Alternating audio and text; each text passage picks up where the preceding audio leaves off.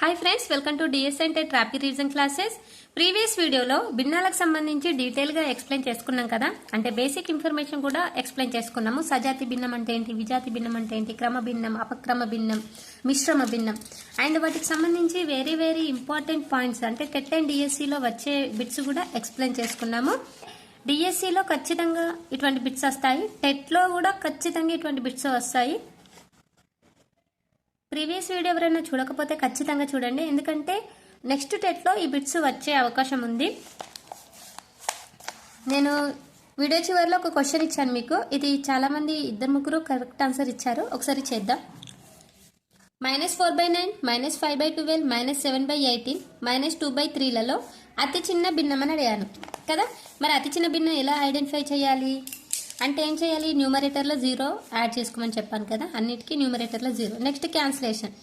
9 1 జా 9 5 జా 45 కాబట్టి 9 4 జా 36. 36 మీన్స్ ఇక్కడ 4 మిగులుతుంది. 12 1 జా 12 5 జా 60 కాబట్టి 12 4 జా 48 కాబట్టి 2. 18 1 జా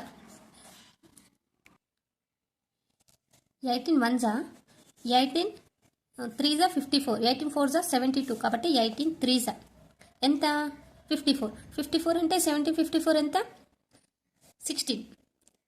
3.16. నెక్స్ట్ ఇక్కడ 3 1 జా 3 6 జా 18 కాబట్టి 2. ఇందులో అతి చిన్న భిన్నం ఏంటి, -7/18. -7/18 ఒకరికి వచ్చింది ఆన్సర్. కరెక్ట్ అండి మీరు చేసిన ఆన్సర్. Next question. ఈ బిట్టు చూడండి, చాలా ఇంపార్టెంట్ ప్రాబ్లం అండి. టెట్లో వచ్చింది అండ్ డిఎస్సిలో కూడా వచ్చింది ఇటువంటి క్వశ్చన్. 5 × 1/4 2 × 1/3 నాకు విలోమ నిష్పత్తిలో పరపదము 63 అయిన పూర్వపదము ఎంత? ఓకే, విలోమ నిష్పత్తి అన్నాడు. ఇక్కడ విలోమ నిష్పత్తి అంటే ఏంటో మనం తెలుసుకోవాలి. ఫస్ట్ ఏంటిది, 5 × 1/4 నిష్పత్తి 2 × 1/3. దీనికి విలోమ నిష్పత్తి చేయమన్నాడు. విలోమ నిష్పత్తి అంటే ఏం లేదండి, ఇప్పుడు 1/2 3/2 ఉంది కదా, దీని యొక్క విలోమ నిష్పత్తి ఏమవుతుంది 2/3. భిన్నాన్ని తారుమారు చేయడం అంతే. ఓకే, ఇక్కడ 5 × 1/4 2 × 1/3 ఉంది కదా, దీన్ని విలోమ నిష్పత్తి ఏ విధంగా చేయాలంటే 2 × 1/3 5 × 1/4 ఈ విధంగా రాసుకోవాలి. ఇది విలోమ నిష్పత్తి. నెక్స్ట్ దీన్ని మిశ్రమ భిన్నంగా ఉన్నదాన్ని నార్మల్ ఫ్రాక్షన్కి కన్వర్ట్ చేసుకోవాలి. 3 2 జా 6 6 7/3 4 5 జా 20 21. ఇది ఇప్పుడు ఫ్రాక్షన్స్లో ఉంది కదా, దీన్ని మనం నెంబర్స్లోకి కన్వర్ట్ చేసుకుందాము. ఇలా నిష్పత్తి ఉన్నప్పుడు ఈ విధంగా క్రాస్ మల్టిప్లికేషన్ చేసుకోవాలి. 3 4 7 జా 4 7 జా ఎంత 28. 4 7 జా 28 నిష్పత్తి. 21 3 జా 3 1 జా 3 3 2 జా 6 63. ఇది క్యాన్సిలేషన్ అవుతుంది చూడండి. ఇది ఏ నెంబర్తో క్యాన్సిలేషన్ అవుతుందంటే 63 7తో క్యాన్సిలేషన్ అవుతుందండి. 7తో 7 4 జా 28 7 9 జా 63. అంటే ఇక్కడ మనకేమిచ్చారు, పరపదము, పూర్వపదము, పరపదము. ఇది పూర్వపదము, ఇది పరపదం. పరపదం అంటే సెకండ్ పదం అన్నట్టు. ఓకే, పూర్వపదము, పరపదం. మనకు పూర్వపదం ఇచ్చారా, పరపదం ఇచ్చారా? పరపదం ఇచ్చారు. పరపదం ఎంత 63 అంటే 9 యొక్క వాల్యూ 63. మరి ఒకటికి ఎంత అవుతుంది తెలుసుకోవాలి. అయితేనే కదా మనకు పూర్వపదం అనేది తెలుస్తుంది. కాబట్టి 9 పరపదం యొక్క వాల్యూ 63. ఒకటికి ఎంత అంటే ఈ విధంగా క్రాస్ చేసేస్తే అయిపోతుంది. 63/9. 3 3 జా 9 3 2 జా 6 3 1 జా 3 7 జా ఆన్సర్ ఇస్ 7. 9 7 జా 63 7.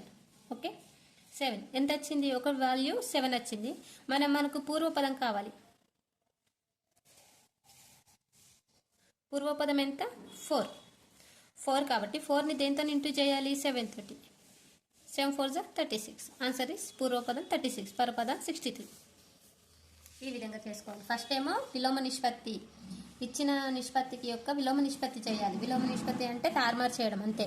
తారుమారు చేసిన తర్వాత వీటిని ఫ్రాక్షన్స్లో ఉన్నది కాబట్టి నెంబర్స్లోకి కన్వర్ట్ చేసుకోవాలి. ఇట్లా క్రాస్ మల్టిప్లికేషన్. 3 4 7 జా 28 3 21 3 జా 63. నెక్స్ట్ ఈ క్యాన్సిలేషన్ అయితే క్యాన్సిలేషన్ చేసుకోవాలి. క్యాన్సిలేషన్ చేసుకున్నాక వచ్చిన పదాలు ఒకటి పూర్వపదం, ఇంకొకటి పరపదం సెకండ్ది. మనకు పరపదం యొక్క వాల్యూ ఇచ్చారు, అంటే 9 యొక్క వాల్యూ 63 అన్నారు. మరొకటికి ఎంత అవుతుందని చేస్తే 7 వచ్చింది.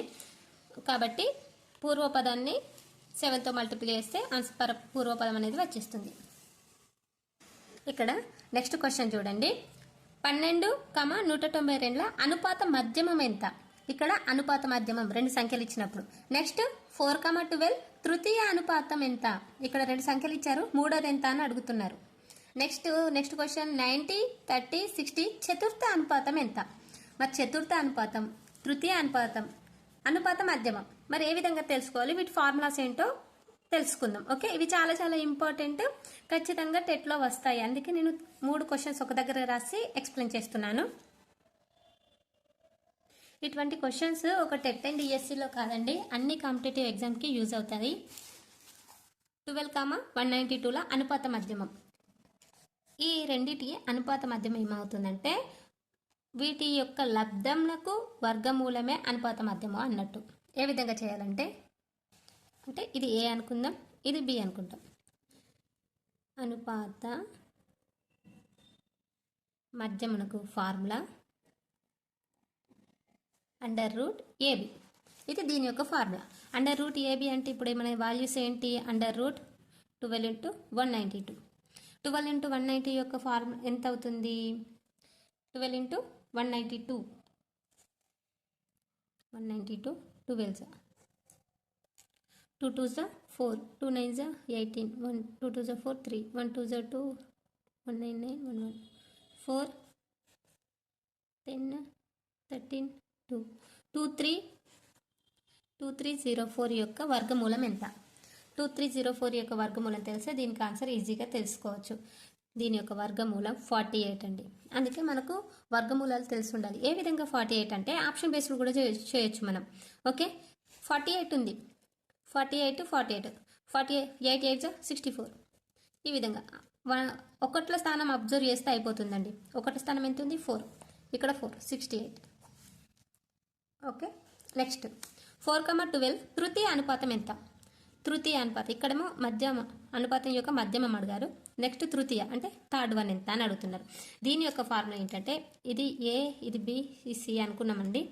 అనుకుంటే వీటి యొక్క ఫార్ములా ఏబిసి అయితే దీని యొక్క ఫార్ములా B² = AC అవుతుంది. ఓకే, B² = AC అంటే B² అంటే ఇక్కడ 12². AC అంటే సి యొక్క వాల్యూ మనకు తెలియదు, వేసుకుందాం ఒకసారి.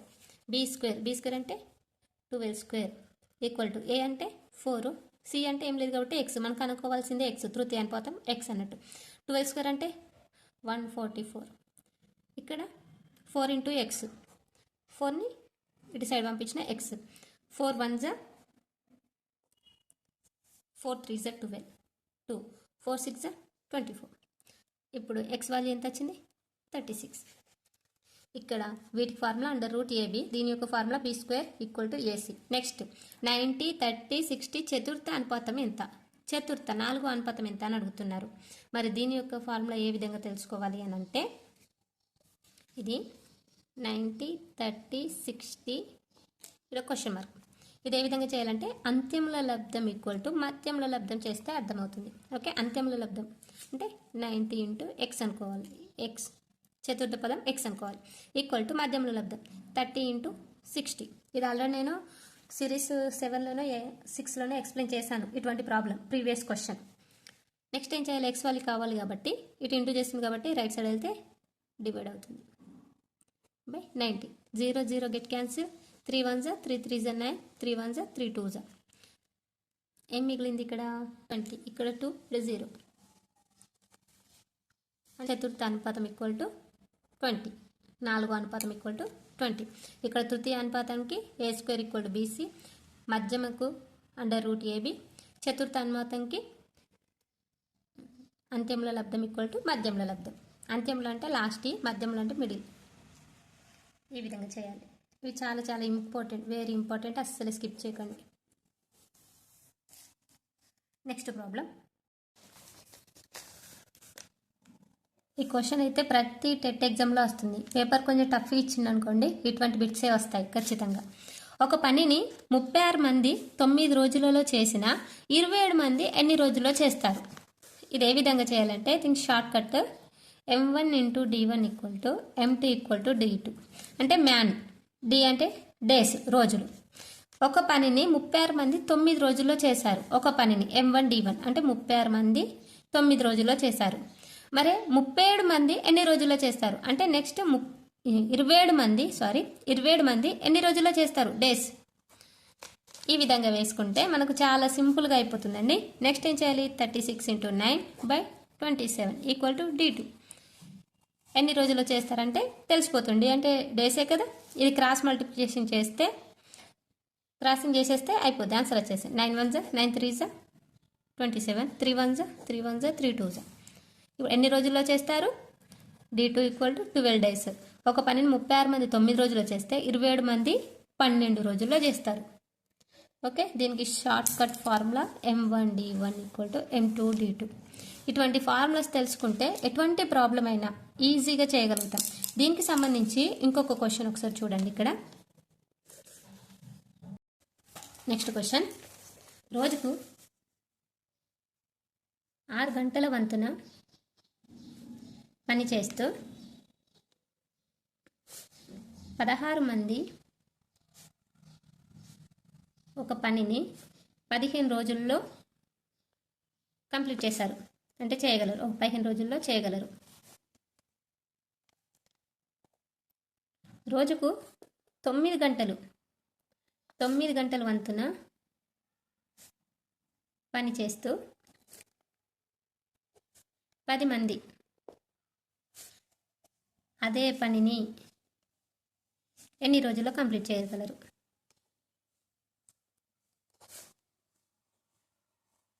ఒకసారి క్వశ్చన్ చూడండి. రోజుకు 6 గంటల వంతున పని చేస్తూ 16 మంది ఒక పనిని 15 రోజుల్లో చేయగలరు. రోజుకి 9 గంటలు, ఇక్కడ 6 గంటలు, ఇక్కడ 9 గంటల వంతున పని చేస్తూ 10 మంది ఎన్ని రోజుల్లో కంప్లీట్ చేయగలరు? ఇంతకుముందు క్వశ్చన్లో ఏమో ఒక పనిని 36 మంది 9 రోజుల్లో చేస్తే 20 రోజుల్లో ఎంతమంది అవుతుందన్న, అంటే దాని ఫార్ములా మ్యాన్ డి అంటే డేస్ అయిపోయింది. మరి ఇక్కడ ఏంటిది? అవర్స్ కూడా ఇచ్చారు, గంటలు కూడా ఇచ్చారు. మరి వీటికి ఫార్ములా ఏంటంటే m1 ఇంటూ d1 ఇంటూ ఒకటి ఎక్స్ట్రా ఏమాడైంది h1 hours. Next m2 into d2 into h2. ఇక్కడ ఫస్ట్ దాన్ని చూడండి, 6 గంటలు అంటే 6 అవర్స్ ఇంటూ 6 అవర్స్ కూడా 6. నెక్స్ట్ ఎంతమంది? 16 మంది. 16 మంది కాబట్టి m కాడ 16 ఇంటూ డేస్. ఎన్ని డేస్? 15 డేస్. ఎన్ని days? 15 days. 16 into 15 into 6 men వచ్చింది, డేస్ వచ్చింది, అవర్స్ వచ్చింది, ఈక్వల్ టు m2. m2 ఎంత ఇచ్చారు? 10 మంది. డేస్ ఇవ్వలేదు, ఎన్ని రోజులని మనల్ని అడిగారు. అవర్స్ ఇచ్చారా? అవర్స్ ఇచ్చారు, 9 అవర్స్. ఇప్పుడు మనకు కనుగోవాల్సింది ఏంటిది? డేస్. కాబట్టి 16 into 15 into 6/10 into 9 equal to d². ఇక్కడ క్రాస్ మల్టిప్లికేషన్ చేసుకోవచ్చు. ఇక్కడ చూడండి, first 3 2s 3 3s 2 1s 2 5s 5 1s 5 3s 3 3. Remaining ఏం మిగిలింది? 16 ఒకటి. dt equal to 60.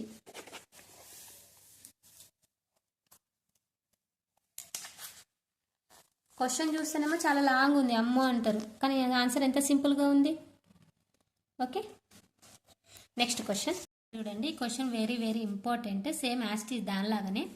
6 మందికి 20 రోజులకు కావాల్సిన బియ్యం ధర 480 అయినా 12 మందికి 15 రోజులకు కావాల్సిన బియ్యం ధర ఎంత? ఇది ఏ విధంగా చేయాలంటే 6 మందికి 20 రోజులకు కావాల్సిన బియ్యం ధర 480 అయినా 12 మందికి 15 రోజులకు కావాల్సిన బియ్యం ధర, అంటే ఇది ఇంతకుముందు ఫార్ములా లాగానే, అంటే m1 ఇంటూ d1 బై ఇక్కడ ధర ఇచ్చారు కాబట్టి మనం బైలో ఏం వేసుకోవాలి? w1 into m2 into d2 equal to w2. ఇది ఈ విధంగా చేస్తే వచ్చేస్తుంది. m1 ఇంటూ d1 అంటే 6 మంది, d అంటే 20 రోజులు బై ధర ఎంత? 480 వర్క్ ఇది అన్నట్టు. ఓకే, నెక్స్ట్ ఇది ఈక్వల్ టు ఇక్కడ ఈక్వల్ టు m2 12 మంది 15 రోజులు, ఇది ఎంత? W2 ఈక్వల్ టు ఎంత అని ఇచ్చారు. నెక్స్ట్ ఏ విధంగా చేసుకోవాలంటే చూసుకోండి, W అనేది ఇక్కడ డినామినేటర్లో ఉంది. మనకు న్యూమరేటర్లో రావాలంటే W equal to 12 into 15 into 480/6 into 20 అవుతుంది. ఓకే, నెక్స్ట్ ఇక్కడ cross multiplication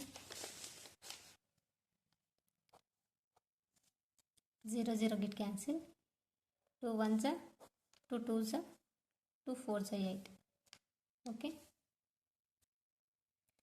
next 6 1s are 6 4s are 24. Okay, 12 into 15 into 4 మిగిలాయి. 12 into 15 into 4 చేస్తే 12 4s are 12, 15 4s are 60. 60 into 12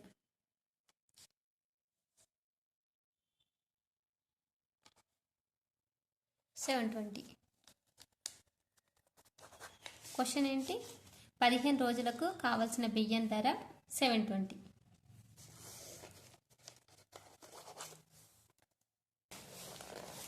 ఇక్కడ చూడండి ప్రాబ్లం, x/y = 3:4, y/z = 3:4:5. మరి x/y/z వాల్యూ ఎంత? ఈ ప్రాబ్లం ఆల్రెడీ ప్రీవియస్లో వచ్చిన క్వశ్చన్స్ అండి. మరి ఏ విధంగా చేయాలి అంటే x/y = 3:4, నెక్స్ట్ y/z = 4:5. మనకు కావాల్సింది ఏంటి? x/y/z. ఏ విధంగా చేయాలి అంటే దీనికి ఒక ఫార్ములా ఉంటుంది. అదే విధంగా అంటే x/y/z ఈ విధంగా చేయాలి. 3 into 4 after 4 into 4 after 4 into 5. ఈ విధంగా క్రాస్ ఎన్, రివర్స్ ఎన్, ఇది ఎన్ కదా, ఇలా కాకుండా ఇలా చేయాలి. ఓకే, రివర్స్ పెట్టాలి నేను. ఇది మన ఫార్ములా. ఇలా పెడితే ఆన్సర్ ఈజీగా వచ్చేసింది. 3 4s are 12, next 4 4s are 16, next 4 5s are 20. Next ఇక్కడ ఈ విధంగా ఉండదు ఆన్సర్. ఎలా ఉంటుందంటే దీన్ని క్రాస్ చేయాలి. 2 టేబుల్తో పోతుందా చూసుకోవాలి. 2 6s are 12, 2 8s are 16, 2 10s are 20. మళ్ళీ 2 టేబుల్తో పోతుంది. 2 3s are 6, 2 4s are 8, 2 5s are 10, 3:4:5. ఇక్కడ చూడండి, దానికి సంబంధించి సేమ్ ఇక్కడ చూడండి, సేమ్ ఫస్ట్ క్వశ్చన్ లాగానే, కానీ ఇలా అప్లికేషన్ బిట్స్ లాగా ఇస్తారు. ఖచ్చితంగా ఇటువంటి బిట్స్ వస్తాయి, జాగ్రత్తగా అబ్జర్వ్ చేయండి. ఒక క్రికెట్ మ్యాచ్లో సచిన్ ధోనీల పరుగుల నిష్పత్తి, ఎవరెవరు? సచిన్ అండ్ ధోనీల పరుగుల నిష్పత్తి ఎంత ఇచ్చారు? సచిన్ అండ్ ధోని వాళ్ళ పరుగుల నిష్పత్తి 5:9. 5:9. ధోని యువరాజ్ సింగ్ల పరుగుల నిష్పత్తి 6:9. ఎవరెవరిది? ధోని ఉన్న యువరాజ్ సింగ్.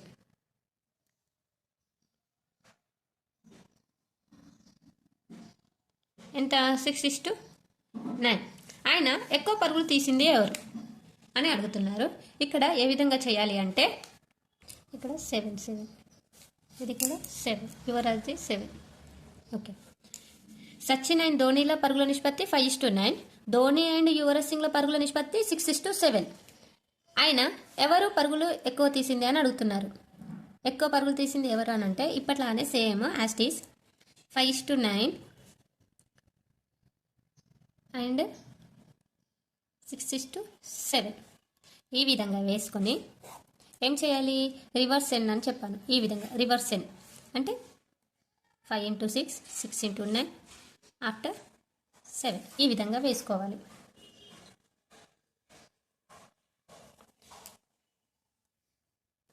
నెక్స్ట్ ఏ విధంగా చేయాలంటే 5 into 6, 5 6 30, next 6 9s are 54, next 9 7s are 63. ఇక్కడ ఫస్ట్ ఎవరు? సచిన్ ధోని యువరాజ్. సచిన్ ధోని యువరాజ్ వీళ్ళ నిష్పత్తి 30:54:63. ఓకే, ఇందులో ఎక్కువ పరుగులు తీసింది ఎవరు? యువరాజ్ సింగ్. ఎందుకంటే 63 పరుగులు కాబట్టి యువరాజ్ సింగ్ ఈజ్ ఎక్కువ పరుగులు తీసింది.